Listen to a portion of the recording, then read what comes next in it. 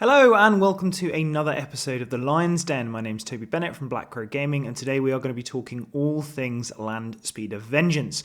So Ravenwing have been slowly increasing in their ability to kind of influence the game and influence the meta, but one of the biggest and best updates in the latest data slate for Dark Angels was the fact that the Land Speed of Vengeance went from flat 2 damage on its overcharge to flat 3 damage, which might not seem like a huge breakpoint if you are not really used to playing at a competitive level, but the amount of heavy infantry that is at that 3 wound point, it's an absolutely colossal impact. So definitely something that has massively benefited Dark Angels. And at 120 points, it's something that has really kind of elevated and put itself into the mix for competitive play. I've always been playing 2 since the change, and I'm just going to kind of break down why I think it's so good, how you can kind of get it into the right targets, and what makes it a more efficient vehicle for your army. So let's start. Excellent main gun. So obviously we've already mentioned the gun is now flat 3 damage on the overcharge. So strength 9, AP 3, and flat damage 3. It's D6 plus 1 shots with blast, and it has twin linked. So we'll go on to the damage output in a little bit more detail later, but overall it's just a very solid elite infantry killer. But because it has twin linked, it's also able to punch up into those somewhat more durable targets, but also it gets that efficiency into the softer targets that you might low roll against. Wounding on 3s when you've only got D6 plus 1 shots is sometimes not ideal, especially when you're hitting on 3s. However, when you add in that ability to re-roll, especially when you've added maybe Oath in there as well, and I do think the LSV does demand the Oath target quite a lot of the time, it just elevates it to that point of real reliability. The next is the speed. So for what is quite a small model, it goes 14 inches, and most detachments that you will play it in will have some kind of access to advanced shoot, be that Gladius, be that Company of Hunters, and possibly even Stormlance. But that 14-inch move really allows you to get those key angles. And because the vehicle is quite long and thin, apart from those like weird engine-y things, it really helps you out in terms of finding those angles and really getting to those key points that you can to be able to unleash proper pain into your opponent and really leverage that gun. I especially like how far forward the heavy bolter is. It's very, very useful to make sure that you're able to get those shots into your opponent and punish them if they try and deploy a bit more aggressively, so you're able to get those early shots turn 1, or perhaps redeploy it and get to those key positions. Because one thing that I think Company of Hunters does miss out on with the Land Speed of Vengeance is that the Vengeance does not have deep strike, which is not ideal, because obviously if you pick it up in Company of Hunters, you want to be able to put it down anywhere. Obviously you miss out on that, which you can still strat reserve it, which is not bad. However, overall, that speed, I think, makes that problem less of an issue. Next, I think the fact that it's 120 points just makes it super efficient. It's a 3-up save with a 5-up invuln. It's only T8, so it is quite squishy, but it's got 10 wounds, so it's not as if bolters are going to tear it down overly quickly. And that 5-up invuln is really good against those maybe like 1 or 2 big shots, and there's usually some kind of access to like a -1 to hit, or similar abilities such as the -1 to hit and wound in Stormlance that you can really leverage just to keep that Land Speed of Vengeance alive longer. But that 5-up invuln, again, as we've seen with Death Guard with their bloat drones, having that 5-up invuln just sometimes come in clutch can really change the pace of a game. So for that low cost of 120 points, very, very efficient. Then finally, this is a really interesting one, because I don't know how often this ability has come up for people. It's not come up a huge amount for me, but the threat of it has come up a lot. So Land Speed of Vengeance ability is that one of them once per opponent's shooting phase, if something dies within 6 inches of them, then they're able to shoot back the target that killed it at full ballistic skill, which is pretty damn tasty, potentially dealing a lot of damage that way. especially if it's like an oath target or something like that. And having damage output in your opponent's turn is always extremely efficient. So it's something that I really like, but it does tend to mean that my opponent is actually focusing towards my land speed of vengeances with their shooting rather than other targets first, which is giving that free reign for, say, a Redemptor or a Vindicator to push up quite happily. My opponent wastes some of their shooting trying to kill that land speed of vengeance, either maybe giving it the -1 to hit just to keep it alive longer, that 5-up invulnerable save bounces off a couple of shots, and then suddenly your opponent's running low on anti-tank, and you're able to just kind of, you lose the vengeance, but you've lost a 120-point unit, and they've exposed a key anti-tank target for that.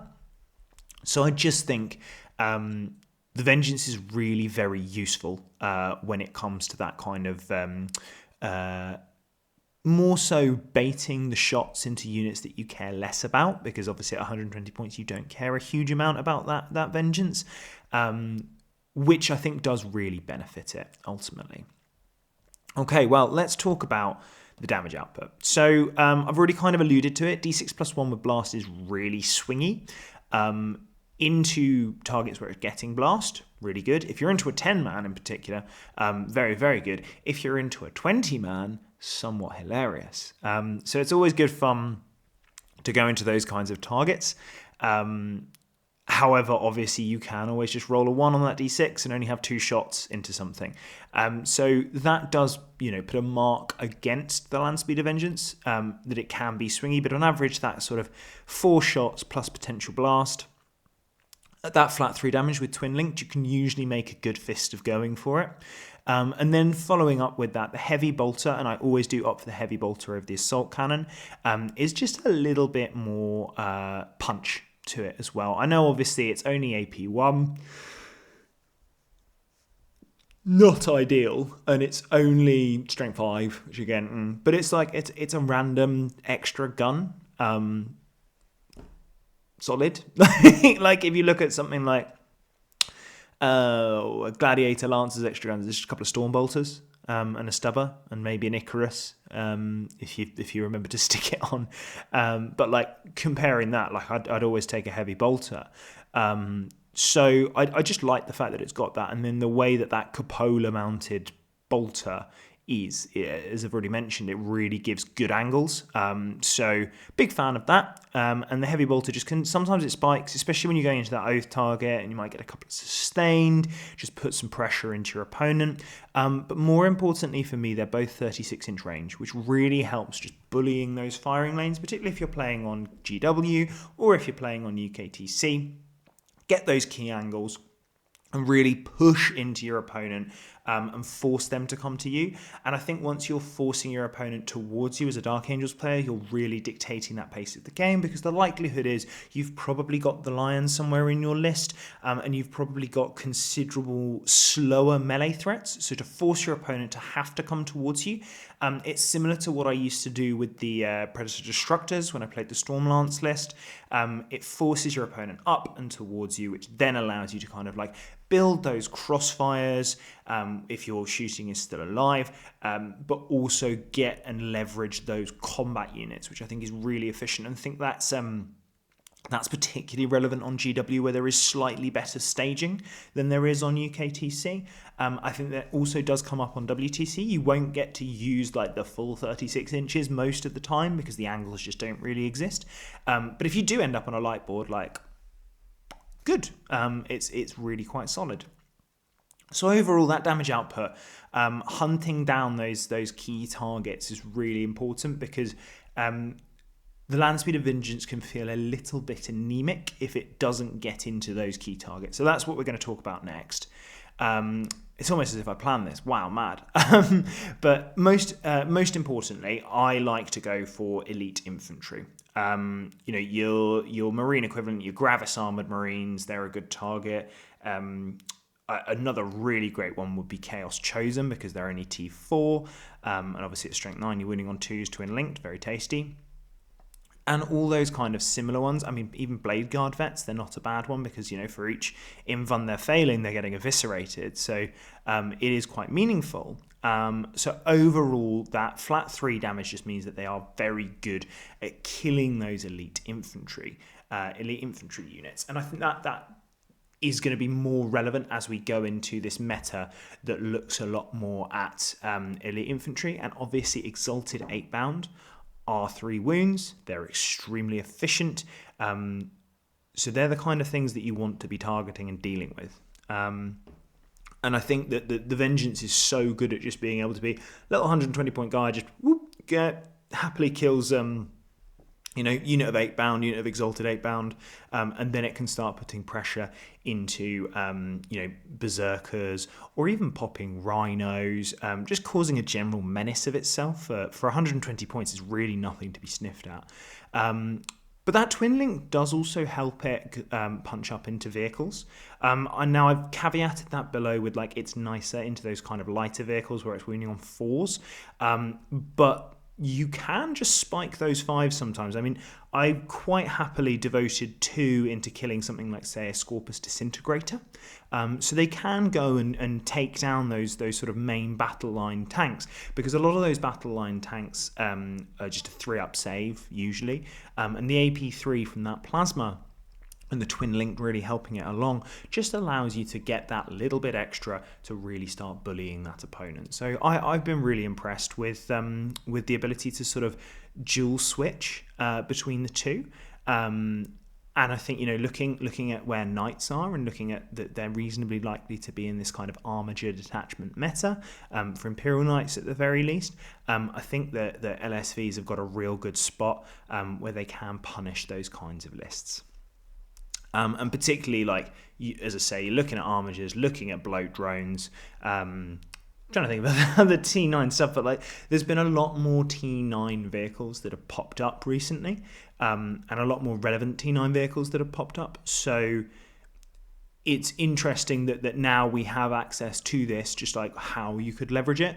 And rather nicely, I do also think that the Land Speed of Vengeance is just very good at killing things like Beasts of Nurgle, which I'll be honest, I absolutely hate those little bastards. So being able to take them out reasonably efficiently, absolutely great in my book. So next, let's go on to sort of what units can complement the Land Speed of Vengeance, and we're going to stick with Ravenwing to start off with. Now, I think all of the flavours of Stormspeeder are actually really good. Are they good enough to bring something like the minigun Stormspeeder that's the Hail Strike? Had to think there for a moment. Is it good enough to demand a Hail Strike? Maybe not. It depends how heavy infantry your meta is, because I can see definitely an argument if there's loads of infantry out there that don't have invuns, say loads of Votan Terminators. I'm pretty sure they don't have an invun. Can't remember off the top of my head. I don't think they do. I think they're just a 2-up save. Suddenly shoving them on 6s, real nice. So if you're seeing a lot of that in your meta and not as many invuns, sure, maybe. But then you look at things like the Thunderstrike. I think the Thunderstrike is very self-explanatory, giving that +1 to wound into vehicles and monsters with that twin linked. Obviously, suddenly it's wounding big knights on 4s, re-rolling, very tasty. And that 3 damage is no slouch into them either. But also there's a lot of vehicles, again, you get your bloat drones, your rhinos, etc., that you're wounding on 3s, suddenly re-rolling. But even nicer, now that AdMech are a lot more relevant, I really like these Land Speed of Vengeances scooting around, getting angle on their chickens, and being able to blow them out the water. Because those units are so efficient, but suddenly you're wounding them on 2s, and you only need 3 to go through. It's very, very nice to be able. And usually you've probably knocked a couple of wounds off of one with the Thunderstrike as well. And I don't think the Hammer Strike's bad with them. Stripping cover, again, it's AP3. Great, solid. It's not something that I'm as excited about, because I think the Hammer Strike, I think it kind of demands that +1 to wound, or it demands maybe being in the Forge Father detachment. But I think overall, it's not something that I would be as excited to take as, say, a Thunderstrike, or to be honest, maybe even a Hail Strike. I think because of Hail Strike's profile plus being 115 points, I just don't mind it. So I think I've had a Company of Hunters list that had a Hail Strike in, and I don't think it's bad. It would need testing because it's probably not like optimal, but like it's not atrocious. And like if you are suddenly in a meta where you've got loads of guardsmen running around because of a certain someone at LVO, then maybe more Hail Strikes are a good idea. Next, I think Deathwing Knights get really well complemented by Land Speeder Vengeances because the Land Speeder Vengeances, like I mentioned, they soak up that anti-tank fire a lot of the time. But also, if your opponent devotes that anti-tank fire into your Deathwing Knights, they are risking getting pounded back by a Land Speeder Vengeance. Now, are you going to go that danger close with your Land Speeder Vengeance? On UKTC, probably not. On GW, more likely, but less overall. Like it's still not something I'd be like, okay, this is my game plan. WTC, however, I think because you are often danger close, it's well worth doing. So definitely something that I would bear in mind, and I think something that is quite useful overall. And then finally, incursors. We've seen incursors sort of popping up in Company of Hunters lists. I completely agree with this. We need some kind of Oath redundancy, and we don't really have many rerolls outside of Oath of Moment and outside of the line exclusively in combat. So I think incursors, just so that like, if you don't have the Oath target for your Land Speeder Vengeances, they're able to then hit on 2s at least. And I think that can be a little bit more meaningful. Hell, you could even chuck a Dreadnought in, and I think it's actually reroll 1s to wound. So it's not relevant, but it would have been funny. So overall, I think, incursors, it's especially at 80 points, having a little Haywire Mine, I'm expecting a lot of vehicles. That I think most armies are still like a couple of vehicles heavy. So I'm trying to think of some that might not be. I mean, the only one popping to mind is Sub-Assault Nids off the top of my head. I mean, we'll see what Drakari look like, but equally 1-wound dudes, a Haywire Mine might just go off and kill 3 of them, which is pretty tasty. Yeah, I mean, I think those are the key ones that I can think of. But yeah, I think Incursors definitely are worth another look.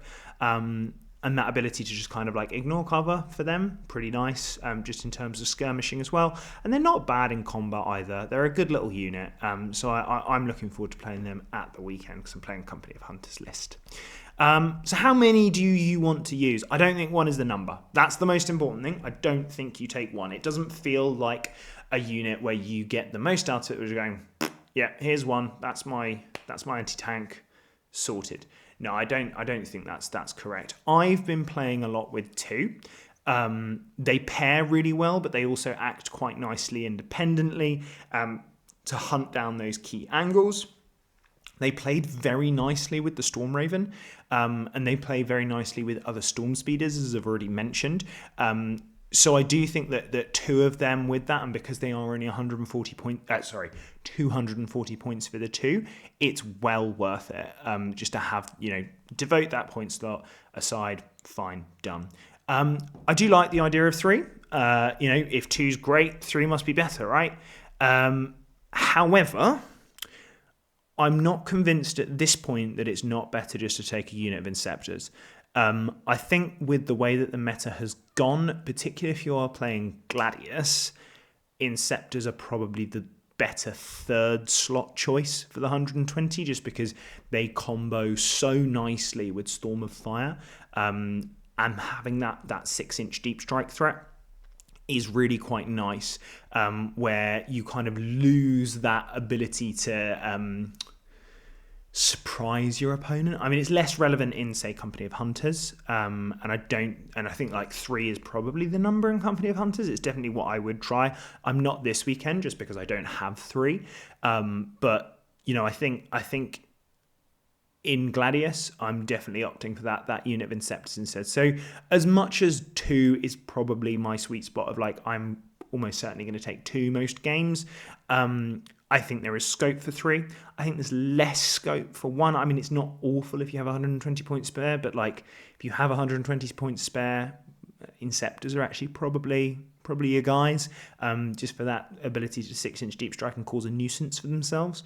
So yeah, I think that would be where my head's at. I think it's 2 plus another unit instead of the third. But equally, in a Company of Hunters list, then I think I could very much understand why you might go for a third. The only thing is, obviously, you can only use one for the shoot back ability, which is less ideal. I mean, obviously, it would be a bit silly if you could like shoot back with all three, and it was like not capped or anything like that, because it would be nuts. But obviously, you're only proccing that ability once per turn, when realistically once per battle round, because it's phase locked to your opponent's shooting phase as well. So that kind of ends the review of the Landspeeder Vengeance. Overall, I think it is now one of the best units in our roster. I'm very excited for it. I think it's a very powerful unit. The speed of it just lets it be as efficient as possible. And I love the problems and that it forces your opponent to sort of think through as well. So overall, I've been very impressed with that unit. And I'm very excited to see what it does in the future. I think you should go play them, I think is the fair bet. So yeah, what do you think of the Landspeeder Vengeance? Let me know in the comments below. And have you tried them out? Has there been anything particularly funny? I did once do 9 damage to myself over the course of a game on one Landspeeder Vengeance with hazardous rolls, which was quite entertaining. But you know, Chad Landspeeder still did all of its job. It tends to be when I roll a 1 on their hazardous, they then absolutely pop off, which is quite thematic at least. So yeah, as I say, I hope you really enjoyed. Thank you so much to our sponsors, Glasshammer Gaming, Terrain Forge, Gambit Gaming, and Trident FutureWorks. Really appreciate what the guys do for us. We are now looking forward to season 2 season 2 of our like esports shirts, which is quite exciting. Looking forward to be wearing that shortly. I'm also going to be playing in the Battle of Britain, not this weekend, but the weekend after, down in Manchester, Element Games. So really looking forward to that, and that's going to be good fun. And remember, stay loyal, fuckers. We'll see you in the next one. Cheers, guys. Thank you so much for watching.